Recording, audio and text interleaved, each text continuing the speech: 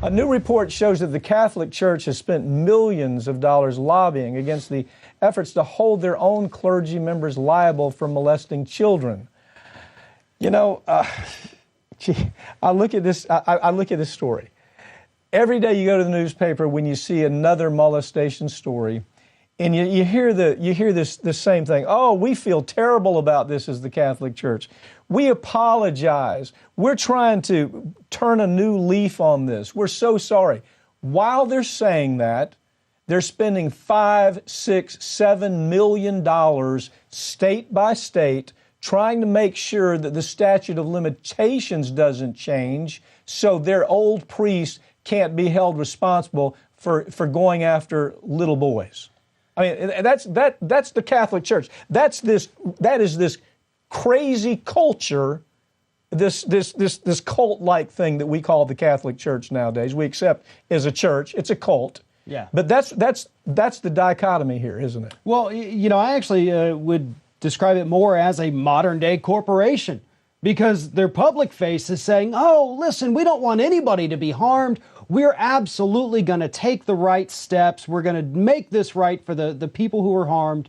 And then, of course, behind closed doors, you know, with their checkbooks, they're sitting there funding and lobbying to say, hey, all those rules we've broken, let's not change them. Let's not make it worse for us. We're still going to tell the public we're trying to help and make things better.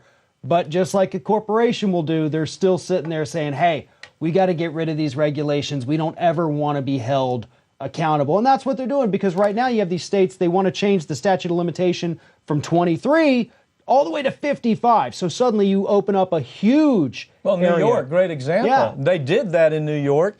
The clergy, the Catholic Church, money came directly from Rome, by the way.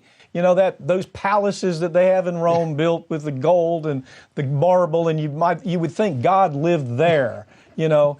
But the point is the money came from them directly to New York to beat back this statute that would have extended the right of a person to sue on behalf of a child who's been raped, who's been sodomized and raped by a Catholic cult priest.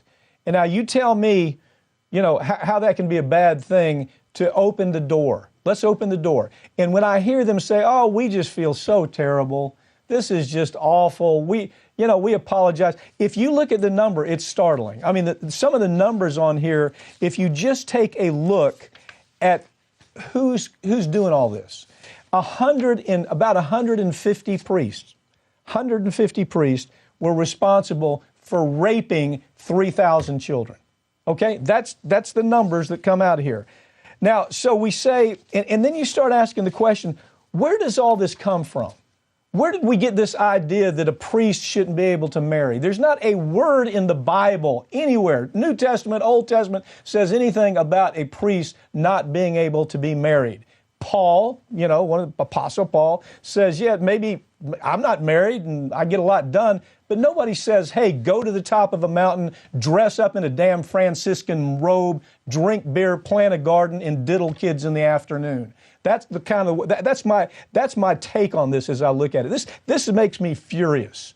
Farron, thanks for joining me. We'll follow this topic. It's going to continue. Absolutely. Thank you.